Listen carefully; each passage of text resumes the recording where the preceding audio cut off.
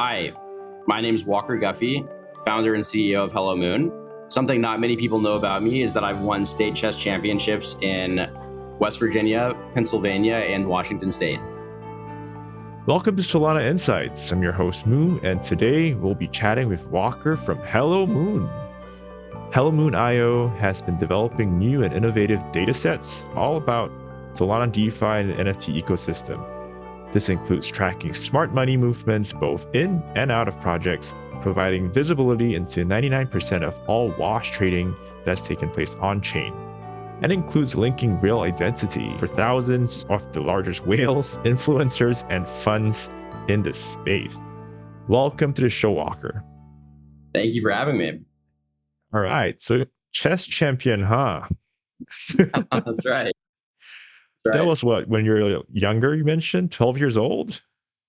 Yeah, I was super young. So I was born in Seattle, and my older brother was like a savant at chess, and I, obviously spent a lot of time with him. And Seattle had a really vibrant, kind of thriving chess community, and so ended up doing really well there. And then my family moved to West Virginia, where there was not a vibrant, thriving chess scene. And what happened is my older brother, myself, and my younger brother were basically like the best players, across several states. And so we would go to tournaments and we would win every single game.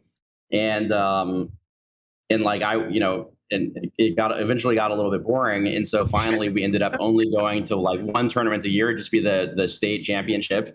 What would happen is my brother would win for high school, I would win for middle school, and my younger brother would win for elementary school. Damn, it's just dominating all the categories. So what happened? I mean, like, did your savant brother continue on playing chess? No, he didn't. Actually, it's funny. The other day he said to me that like he was really lucky that we moved from Seattle, because if we hadn't, he may have ended up doing chess professionally, which I think is not the best lifestyle. So no, he's in big tech. He's off doing cool things. Right. But yeah, But I think chess kind of got like a mini revival like recently, right? With that show. Man, what's that name? uh, I can't remember the name either. But I mean, honestly, I haven't been I mean, I play on chess.com every once in a while, but I haven't been involved with chess or actively played chess since like probably like 2003, 2004. So I'm Right. pretty disconnected. Right. But there was that show that became mainstream, right? Netflix, The Oh yeah, Queen's Queen's, Gambit. Queen's Gambit. Yeah, Yeah, I that's right. love that show. I love that show, dude. Um, Yeah. I think it's one of the few chess shows that were super accurate. Like you could actually follow the moves in the game. And I think a lot of the big chess guys were surprisingly happy with it because I think the other shows were very inaccurate in portraying chess. Yeah, I love that show, dude. Like I think that gave chess a super big boost. Yeah. I feel like that show did a really good job of capturing what it feels like to be at a chess tournament and like and win. It's really fun. And so, I guess the people who are listening, if Queen's Gambit looked fun, you may enjoy playing chess. So try it out. So like crazy story, like and I've never told anyone this, but I used to play a crap ton of chess. So I represented my country as well in chess when I was a bit younger. Wow. Yeah. But I've since stopped. So I try to follow, but not so much like actively playing anymore. But yeah, it was good Well, bits, and man. what country is that, if you don't mind me asking? Can't say that, man. So like for me, like I haven't doxed yet. I don't plan on doxing. So Okay, okay. yeah. Wait, so you know what it's like. That's crazy. I do. I do. Okay. What was your highest rating, if you don't mind me asking? I would say it's definitely above 2000. Wow, that's crazy. We should play chess after this. I'm super rusty, dude. All right. Dude, 2000 crazy. I like topped out at, or like right now I'm at on chess.com. I'm like at like 1500. So I think you have an inflation problem everywhere, right? We're talking about like inflation of money, but even the rating, is super inflated. So I think like back then, like if you're like 1800 maybe, that's probably like 2001 right now. Or Yeah. people are just getting smarter. I have no idea. But anyway, I feel like if 1800 back in the day was like enough to be an international master, maybe. or But like an IM instead of a GM. yeah. Anyway, I don't remember, to be honest. So before this entire podcast becomes a chess podcast, I'm gonna pull us back into crypto. So anyway, awesome having you on. I'll start with Hello Moon's Twitter actually. So it's super lit. What's the secret? um, I guess no secret. Right now it's largely me. We're bringing on more and more people on the team, and so I've got people feeding me tweets, which helps. But I mean, we try to stay closely involved with the community, um, and and it so just trying to tweet about what feels most relevant to the community. Right. So you're pretty much the intern that everyone thinks is running Twitter.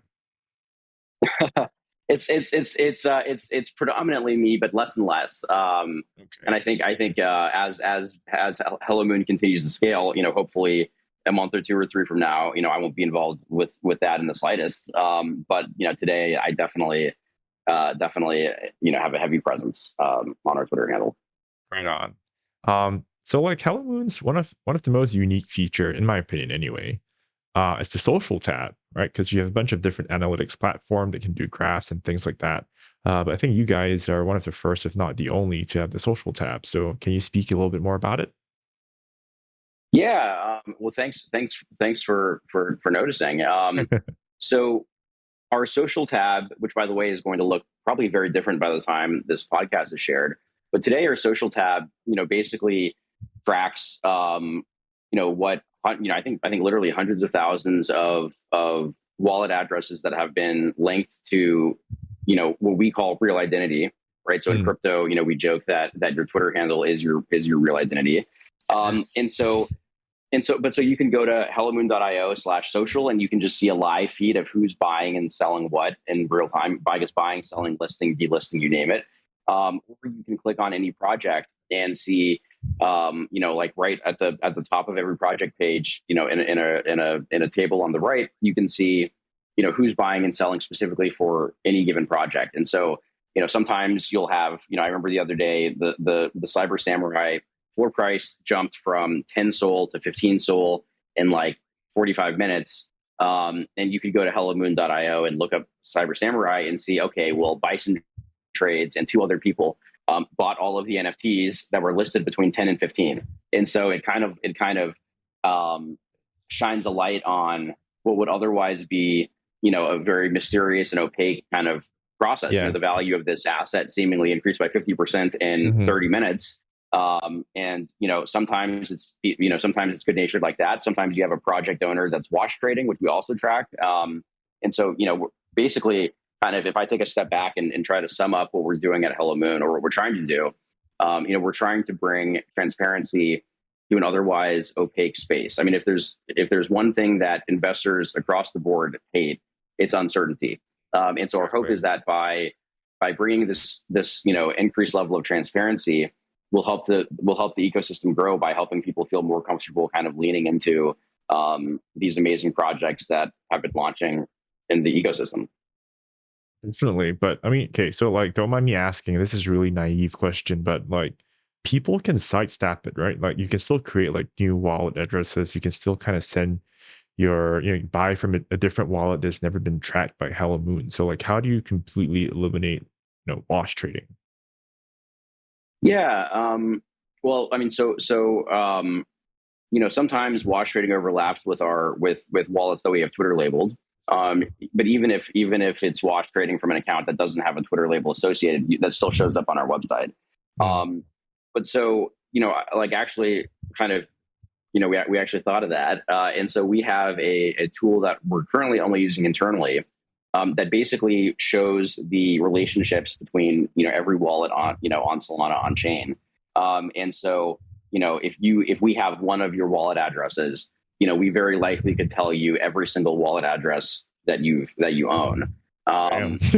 You know, there are, yeah, I mean, there are ways around that. We're kind of happy that there are ways around that, but unless you've been very, very methodical, it's almost definitely linked. So we'll probably be putting something out on the website that Hmm. adjusts for that. I mean, our thought was it feels novel enough to have your main wallet displayed, and so we wanted to kind of ease people into that. We'll probably start linking wallets. I don't know. It's live on our internal system, on our internal website. So maybe we'll push it to the main website. All right. And how do you like link people's wallets to your Twitter? It sounds like it's a lot of manual work at this point. No, no. So we try to do as little manual work as possible. I think we're almost down to zero manual labor. I think the closest we get to manual labor is tweeting. Oh. Um, no, it's not a manual process at all. We have dozens of different ways of doing it, all of which are super super proprietary, super kind of secret sauce kind of territory. So we don't get into details there. All right, I won't But ask. we look at a bunch of different approaches. All right. So I won't ask you in your secret sauce because that's asking like KFC what their recipe is. But I do want to ask you, like, as an industry, like behind the scenes of crypto, like since you've been like snooping to everyone's wallets, you kind of know like how things link. Is there something you can tell us behind the scenes of the crypto industry that not many people know about? Well, yeah, not even just from watching wallets. I mean, if you're just watching wallets, yeah, I mean, there are definitely a lot of things I've learned. So one of those would be there are funds almost like um, that are run by incredibly competent, amazing investors Mm, who are great at picking projects, but are also kind of great in adding value post close. So, for example, it's amazing to look at Bill Big Brain's portfolio and look at what he's added, how he's engaged with the community around those projects. Um, and like you can tell that there's like a big brain at work. Basically, is the only way that I could put it. And so the same thing would apply to HGE.Sol or 9 by 9 by 9 on ETH. yep, yep. I don't know that he's running a fund, but his personal account is so large that it might as well be. And so these guys are like smart money, He's a and you can tell whale. by watching how they move. Yeah. And so it really is super interesting, I think. Soul big brain. So username checks out. Yeah, no, Big. exactly. That guy's got a big brand. Very nice. So, all right, then what's the craziest thing you've seen so far with your analytics? Like giving away no secrets, of Um, course, but like the yeah, no, craziest of like course. string of Yeah. trades. Yeah. Well, so I'll share this, but I won't name names, but you can find it on hellomoon.io. So just scroll around and look. It's not impossible to find.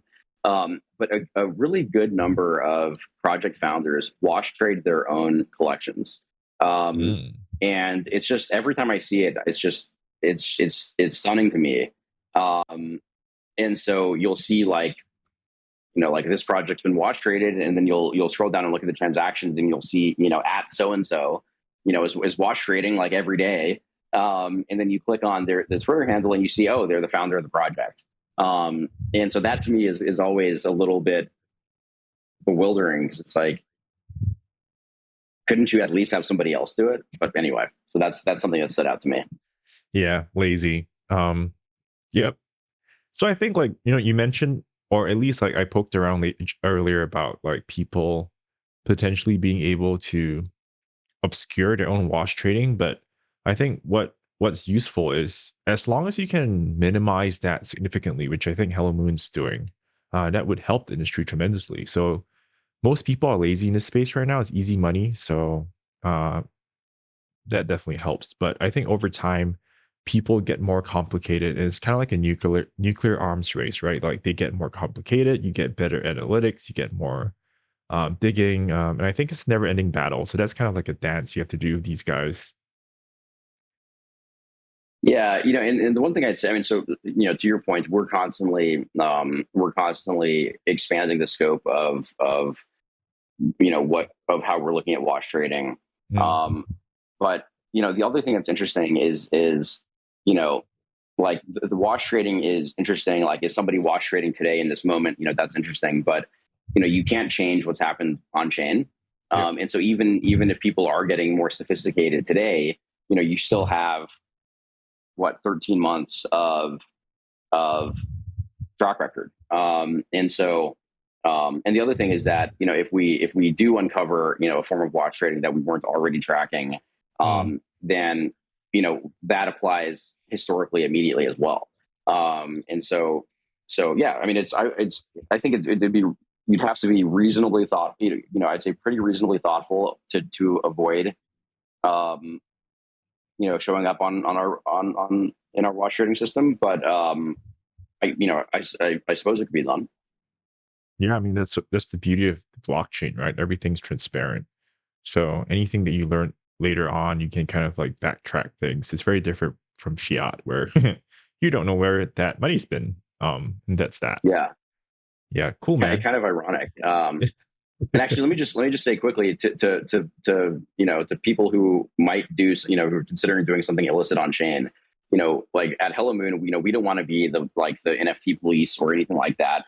Um, like Interpol. we don't want to be anything like that. Uh-huh. And if we see something awkward, if it's excessively damaging to the community, we'll probably call attention to it. But like generally speaking, like that's not what we're trying to do. But other people may not be the same, and so just watch out. It's going to change. It's going to be much more transparent. And so like I wouldn't don't do anything on chain that you wouldn't want to see on the front page of the Wall Street Journal. Man, I would just say like just don't do anything like on chain, off chain, anywhere that, like you wouldn't want other people to do to you. Just being a good human being. Exactly. Yeah. So that Exactly. actually it's a superb topic because that's kind of the next thing I want to ask you. So like I think you have this whole like rallying cry in crypto that is like, oh, we want to be decentralized, we want to be permissionless, we want to have high composability, blah blah blah.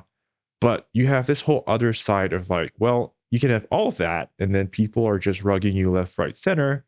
And then you have another team going like, yeah, so maybe we need some policing. So what's your thoughts on like the balance of the two things? Um, so I guess first of all, we try not to be dogmatic about it. And so I think at the end of the day, it's about user experience. I think decentralization is incredibly important to the durability of crypto, incredibly important to like the robustness of crypto. And so I don't want to downplay that. On one hand, on the other hand, you know, putting in mechanisms to dissuade people from rugging. I mean, which is basically stealing money. The I think balloons I think guy, it's important as balloonsville well. guy. Yeah, and I think that there's a way to limit that without compromising on decentralization, or at least without compromising too much on decentralization.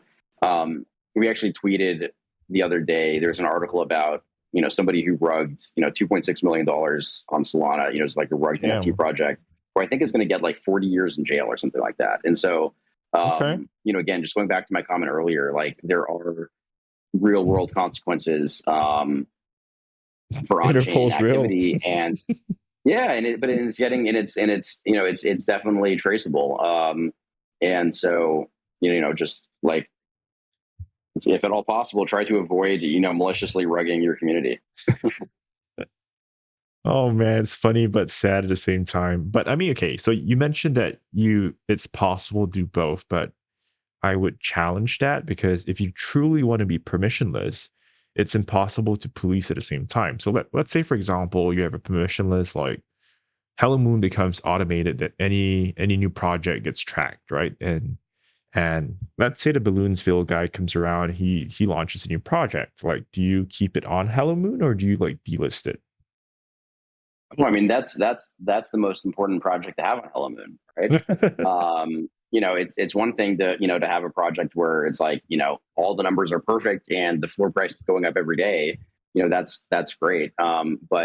But helping people avoid rugs and scams and projects where there's substantial kind of insider self-dealing. I mean, that's an important function of Hello Moon for sure. So would you like label it then? Like, oh, this is a known rugger, blah blah blah. We don't have a mechanism right now for labeling something, labeling it as a known rugger. I mean, certainly we could, but I would guess that there would be all kinds of signs in the data that there was something amiss. I mean, if someone's gonna rug 30 seconds after minting like the Bloomsville guy did, um, maybe it'll look like a rug project. Maybe it may not help you avoid the initial rug, but it may help you avoid kind of after the fact. Interesting. All right. So maybe I think here's my thoughts.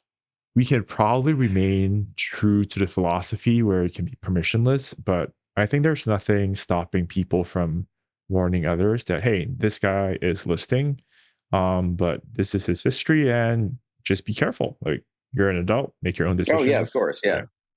Cool. But I don't view that as impairing decentralization. I view that as you have a decentralized system, and then you have human beings communicating to each other on top of Mhm. it. Um, but anyway, You know what's funny though? People like still love playing with rugs. So I give you a super big example. I'm sure you remember the time where Squid Game was blowing up as a token, sure. and Squid Game was rugged. Like it, the guy literally took out all the funds, and after it rugged, people were still trading the Squid token. So it's freaking crazy. Yeah, Um, yeah, yeah. And again, like they should know, but that doesn't mean they can't do it, and that doesn't mean they shouldn't do it. I mean, sometimes sometimes a rugged project is better than a non-rug project. I mean, it depends on the founders, depends on the community. Um, Ironically, right? so I wouldn't call SMBs like rugged. Like some people would say it was soft rugged, by the dev team, maybe. Um, but that's a project that the community has picked up and I think done more than any team probably could have done on its own.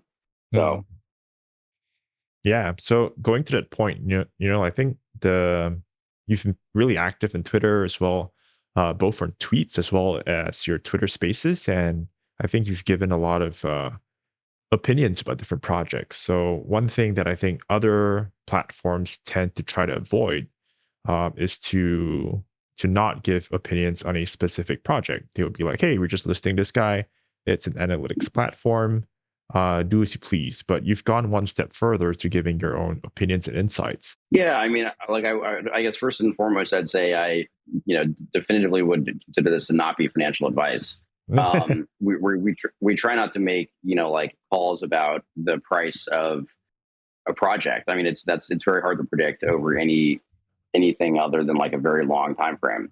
But what we will do is we will say if we're bullish on a project, we're bullish on a team, if we're bullish on what they're doing. That doesn't necessarily translate into the price is going to go up 2x overnight. Sometimes it does. Sometimes it doesn't. Um, but what we're trying to do is we're trying to bring more visibility to projects that have incredible teams that are doing incredible things or have incredible communities or have incredible art or whatever it may be, so that people know kind of like what's catching our attention. So an example of this would be Gothic Degens. So I think we Mm, started tweeting about Gothic Degens when they were like, I don't know, like zero point 0.2 Sol or something like that. Today they're up 150% and they're at 8.4 Sol. The reason that we started tweeting about them was because we were doing a Twitter space and somebody was like, have you seen the crazy art on Gothic Degens? And we looked at Gothic Degens and we're like, yeah, this is awesome art. And so our first tweet was just like a picture of an NFT to say, look at this crazy art. And then I think more people in the space were like, there's more to the story. There's this incredibly involved community. right. There's this like Red Skull Society, which is like a really fun DAO, and and um, and and so like we want to call attention to that. We try to avoid being negative on projects. So like if I think a team is not that good, Mm, or something like that, I'm not gonna call that out. If I thought there was a rug, definitely I would. But we try to just focus on the projects that are doing cool and innovative things. And one thing that's great about innovation is there are all different types of ways to innovate. So Yep. like DGods, has been innovative with game theory. They've been innovative with how they've done their art. I think they've been innovative about how they've managed their community. They've been innovative about what they've done with not Web3. So the big three basketball team. But they've been innovative in ways that are almost completely distinct from the ways that somebody like Gothic Legions has been innovative, which is completely distinct, in my view, from how somebody like Cats on Crack has been innovative. So that's how we think about it. All right. So if I could summarize that, basically speak good of projects who deserve the shout outs, but don't FUD. And if it's a rug, then that deserves to get called out. Exactly. But like we're not on the cutting edge of catching rugs. I mean, typically if it's a rug, like somebody in the. Sorry, you there? Yeah. I was just gonna say, if you can like cut like spot rugs like systematically, I think that would be amazing. That would like push the space forward so much. And yeah, I think the on-chain fingerprint of a project that's going to rug is different. I think there's some other gatekeepers who have probably likely have better visibility into that. But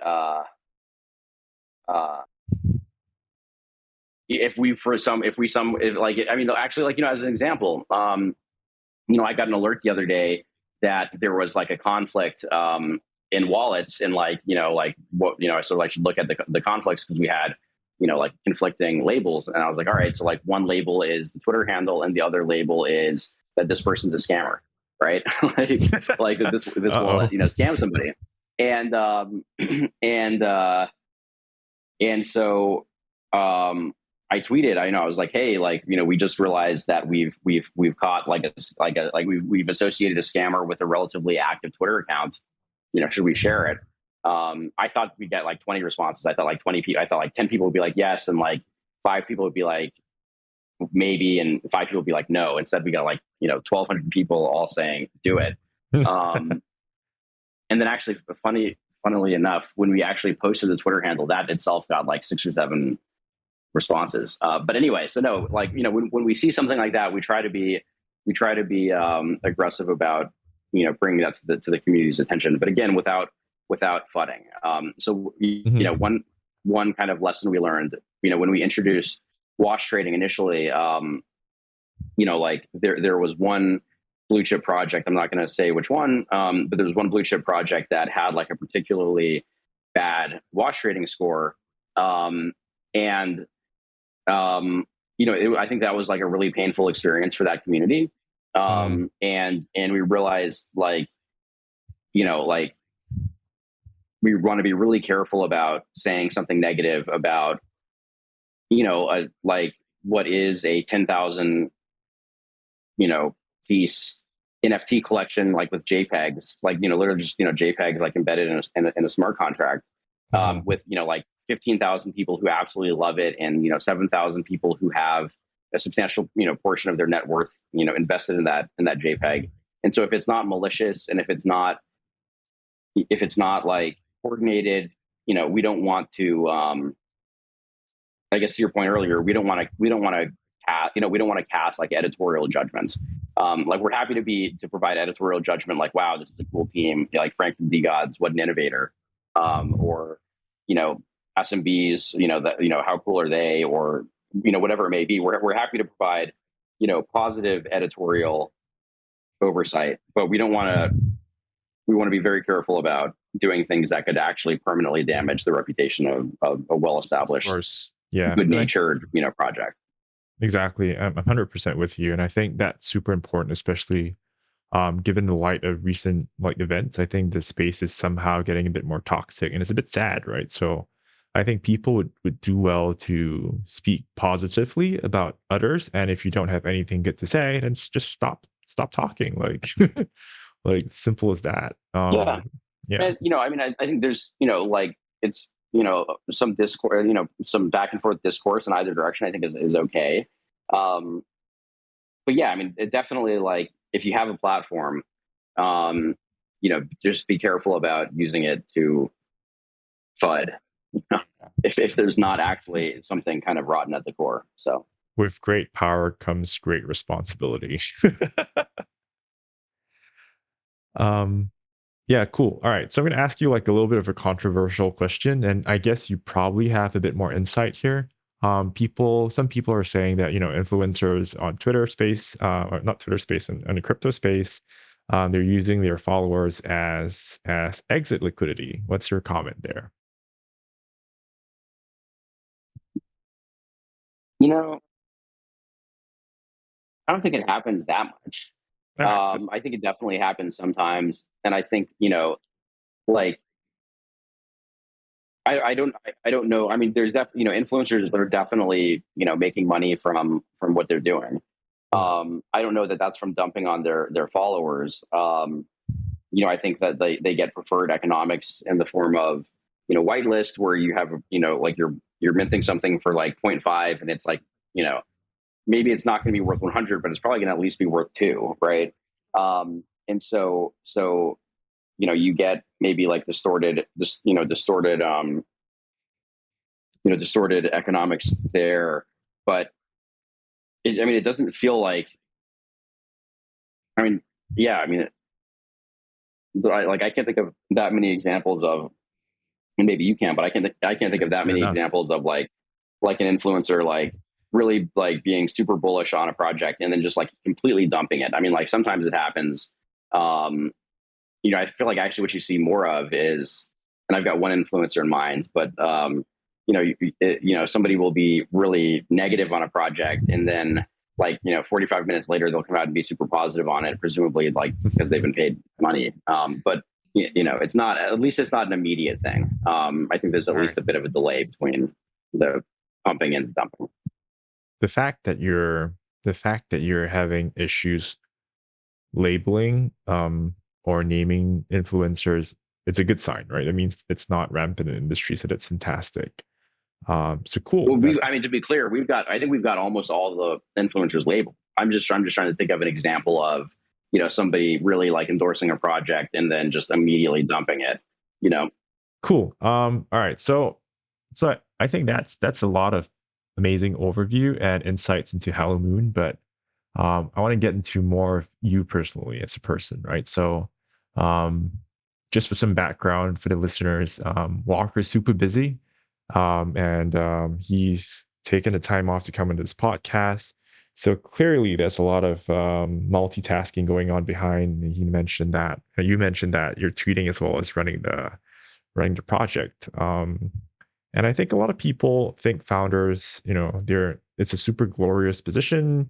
They look at people like Mark Zuckerberg, like Jeff Bezos, whoever like has made it. But like what is it really like? Like do you get enough sleep? Yeah, I get enough sleep. I mean, not every night. Like sometimes I drink coffee too late and then I'm up, but otherwise I get plenty of sleep. It's a lot of fun. It really is a lot of fun. I think especially here at Hello Moon. So we've put together an absolutely incredible team. We have just like a massive team of unbelievably talented engineers. And so it's so much fun watching our capabilities grow. It's so much fun watching the quality of the product improve.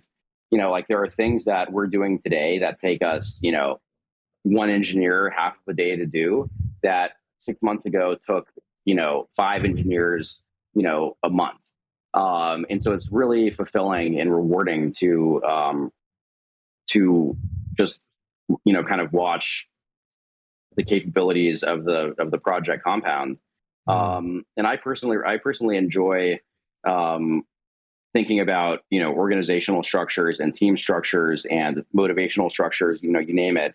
And so I really enjoy um, I really enjoy like working with everybody on the team and thinking about how should the team function. And so I really like it a lot. I would say that prior to founding Hello Moon, so Hello Moon is the first project I founded. I was on the boards of a bunch of companies, and so I had some decent visibility into what it was like. But No, honestly, like I would say that it was a lot easier than I thought it would be. Nice. And a lot of the kind of the horror stories that you hear, like just I think just came, a lot of it comes from people who just like were focused on something other than getting it done. Like if you're just like out there trying to figure out, okay, well here are my goals. Like here are 10 things I think I could do, and I think if I do those 10 things, I'll you have taken important steps towards achieving that goal. Like I think give it a shot. Like you probably have figured out like 10 things to do that'll get you close to doing it. So Hmm. like just like give it a shot. Sounds like you guys have been progressing super nicely. Sorry, when was Hello Moon open again, or at least like when you guys start coding? Oh well, that's okay. So coding makes it a little bit more specific. I guess I was kind of ideating on Hello Moon. Call it like July, August, September of last year. I think we Last had year, developers. damn. Yeah, yeah, we had developers who were first, like who were kind of actively working on the project in a part time way. I think early October, and we've just kind of been off to the races ever since then. Okay, so October was pretty much the start point of the development.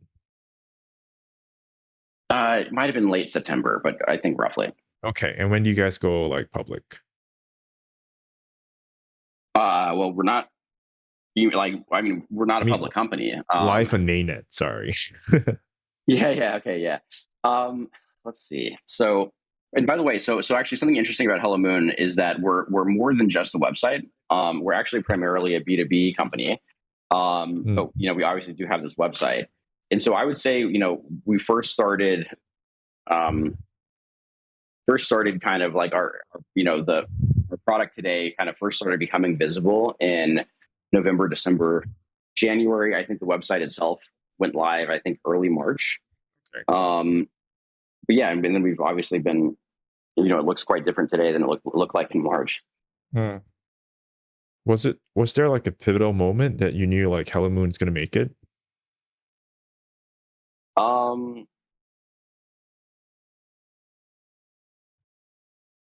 yeah, I mean, like I guess, I mean, honestly, probably the first engineer who we hired. So we hired just like an incredibly so what happened is, I knew what we wanted to do with Hello Moon, and I knew that we were going to need incredible developers to achieve that. And so what I did is I reached out to so I spent basically 10 years in enterprise software. So I Hmm. reached out to the smartest developers that I'd ever encountered, in each kind of respective, vertical of engineering that we're going to need, just to say like, hey, like, I've got a lot of respect for you. I'm looking to build a team in this area doing these things. Anybody you'd recommend? How would you think about structuring the team, et cetera? Um, and the first person who I spoke with, his response was, I'd be happy to advise you on this, but like any chance you'd be willing to let me give it a shot. Um, which I was like, yeah, like never did I dream, I'd get that response. Hmm. And that happened for the first like five or six people that I reached out to. And so was lucky enough to be able to work with some of the best engineers that I'd encountered. And I'd been thinking about, starting a project, if you will, for, almost a Yeah. decade. So I'd been thinking pretty carefully about who these best engineers would be. Seems like you've had it really good. Super rare. Congratulations. No, I mean, there have been bumps for sure. It's not easy, but like I don't know. It just feels like if you pick a north star and you're focused on you and you have a strong bias to action, um, like like and you do those things, like something's gonna happen. So that's kind of been our experience. Kind of make your own luck, right? Keep going at it. So actually, this is a common question I ask most people. If you had to give a percentage to, how much luck factored in as a success, like what percentage would you give it to luck? Well, that's a tough question. I mean, it depends on how you define luck. I was lucky to have, the parents that I had. I was lucky to have the brothers that I had growing up. Was lucky to have, opportunity to get a good education. So no matter how you look at it, definitely super lucky. On one hand, on the other hand, everything that we've done with Hello Moon has been very deliberate. And so we knew what we wanted to do in advance, and then we set out to do it, and then we did it. And so I guess the answer is either like the whole thing's luck or not a whole lot of luck, depending on perspective. So 0 or 100? Yeah, I mean, it's just a question of how you define it, I guess. Right. If I had to make you pick a number, what would you say? Maybe 25, maybe 20% luck, 80% execution. Right. That's a good one. I mean, we haven't had the experience of like, we try to build something and we accidentally build something else and like it blows up. It's always been like, we think that this would be good. We think this is what'd be involved in building it. And then, people liked it and we were right about what would be involved with building it. So anyway. Yeah. So it sounds like, it's been a wonderful life for you. It's been, growing from strength to strength. The family's been great. You found an amazing team. You guys are building an amazing product. It's been growing really quickly. But what if you found out you're going to die tomorrow? What would you do? I would remind my wife where my seed phrase is. Oh man, we laughed, but But that's super otherwise, important. yeah, but otherwise, nothing would change. I guess I'd spend, I've got a 7 week old daughter.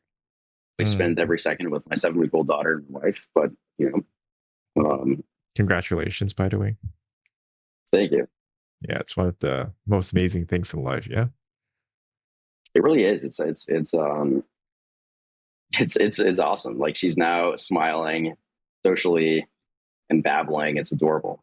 So I love it. It's crazy, kids. It's like they cause so much pain, but they bring so much joy at the same time. um, Well, I haven't experienced the pain part yet. I'm sure we'll get there, but so far it's been just a lot of joy. I think usually it's like the pain at the start where you don't get enough rest or sleep, and kind of learning Yeah, how to be a parent. And then the fun years are kind of the early years, right? The toddler, they're cute and everything, and then the pain comes back again when they're teens, and that's where they're yeah, really rebellious.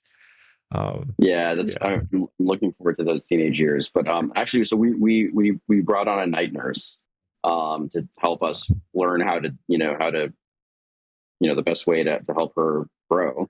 But so she's been amazing, and also it's meant that I haven't had to lose too much sleep. So even that's been a Fantastic. good experience. I love it, man. You're definitely winning life, and I can't be happier for you. All right, so I'm gonna since you're too pro in life right now, I need to embarrass you a little bit. So, what is the most embarrassing thing you've done in your life? Most embarrassing thing I've done in my life. Let's see. Well, I Or I know that I missed. We were supposed to have this podcast like I think 2 days ago, and I missed that. That was pretty embarrassing. No, I'm trying to think. I mean, I don't, my philosophy is very much like you do your best, and sometimes it goes well, sometimes it doesn't, and so I try to like I'm sure that I've done something hugely embarrassing. I'm not thinking of right now, but it like goes to show your frame of mind. I love it. All yeah, right, just roll with the punches. exactly. What about your worst trade ever? Worst trade ever. Oh, that's a fun one. Worst trade ever.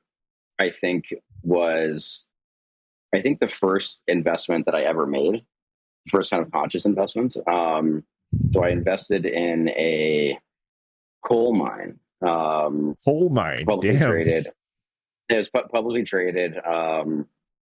I think it was Alliance Resource Partners, and I was like 22 years old, and like what I liked about it was that I think it was trading for something like 2 or 3 times free cash flow to equity value, basically. And then also, even back in 2011, 2012, it was clear that the future was not coal. But back then, coal was like critical to the operations of a lot of really important infrastructure. So there was like a structural need for it. And Alliance Resource Partners was like located next to a river or something like that, where they had some sort of structural cost advantage relative to other providers in the area. And to me, it felt like you have like a 50% free cash flow yield. You have a structural cost advantage, and so the price of coal will go up and down, but like you'll do better than the next best. Um, and it was actually a really interesting learning experience, and I'm glad that it was my first investment. And so one of the side effects of that investment was that anytime on the news that I saw like bad news about coal or something like that, I remember thinking like, oh, this is terrible, like it's going to impact my investment. And I just remember feeling like, like I'm kind of like betting against the future. And now I find myself hoping that like the future doesn't come, and like it just felt uncomfortable. And then also the price of coal tanked, and so Alliance I think did better than everybody else, but that was still pretty bad. And so like my takeaway from that was that like you can position yourself however you want. Like you can invest in growth companies, you can invest in value companies, you can invest in growth at a reasonable price. Whatever you want to do, you can do well in any one of those categories. And I decided that I wanted to align myself with things that were going to be growing, things that were positive for the world.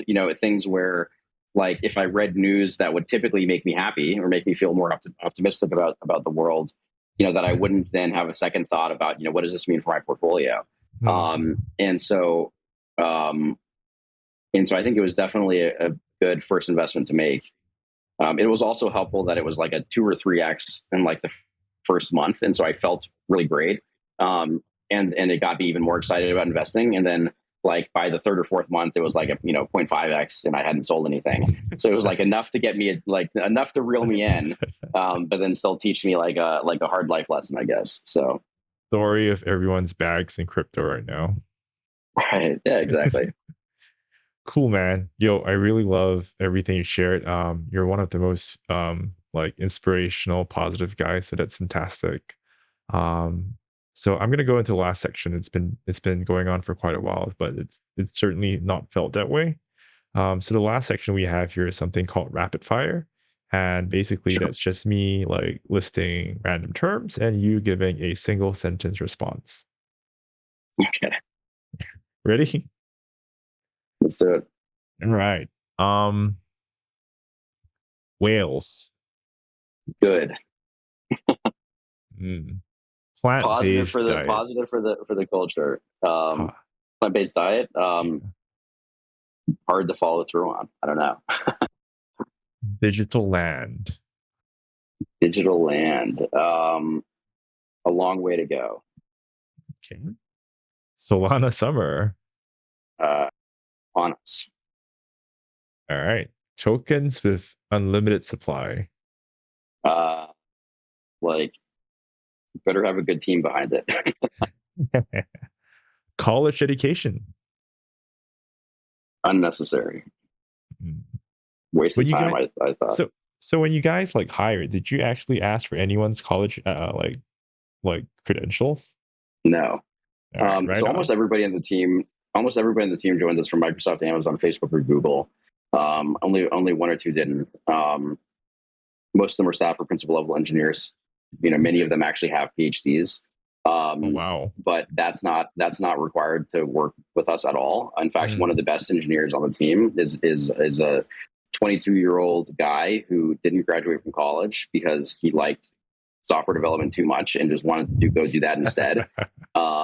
And like I wish that I would have not gone to college and instead would have just gone straight into business. Mm. So I think someone told me like on the separate podcast that the college education was the worst investment ever. So that's a completely different take. But yeah, which is, I mean, like bad investment to me. It was just a bad use of time. Like yeah, so, time is money, right? So yeah. all right, rug pulls. Bad feels like it's not as common as it used to be. Mm. But bad. All right, Anonymous teams. Shouldn't be necessary. Like sometimes you have to be anonymous because of regulations, but um, I think otherwise shouldn't be necessary. All right. Coffee. Very necessary. Satoshi Nakamoto. I think it's really interesting. Really interesting. Right. Like definitely like important in the history of human civilization for sure. Unclear if it's like a person or people or what, but yeah, super fascinating. It's crazy that someone basically has billions of dollars and is not touching it. That just blows my mind. But yeah, I think I hope it ends in a good story. I hope it doesn't ever happen where he unlocks it. But yeah, it's definitely something for the history books. All right, last Yeah, one. Future of fiat. crypto. Yeah. All right, man. I think that's all we have. It was good fun. Before I let you go, who would you like to nominate that we bring on next into the podcast? Oh, interesting. Two people, either Marius from Hubble, which is an incredible DeFi protocol on Solana. Everybody should check out USDH HBB. Full disclosure, we're long there. We're long Hubble. And then Ben Chow from Jupiter, which is another absolutely incredible success story. So happy to connect you to both of them. Now link me up. We'll bring them on. Yeah, I think that's pretty much it. Did you have fun today? That's the most important question. Yeah, no, it's great. I love the format. It's unique, but it's awesome. And also, I like crazy that I didn't realize that you were like such a good chess player. We should play sometime. We definitely should. All right, man. Well, thank you for coming on the podcast. It's been amazing. I really appreciate you, and have a good day. You too. Cheers. Hey, people. I hope you enjoyed listening to our podcast. Our Solana Insights podcast is all about having real conversations. We talk to builders and users of Solana and make their stories available to all.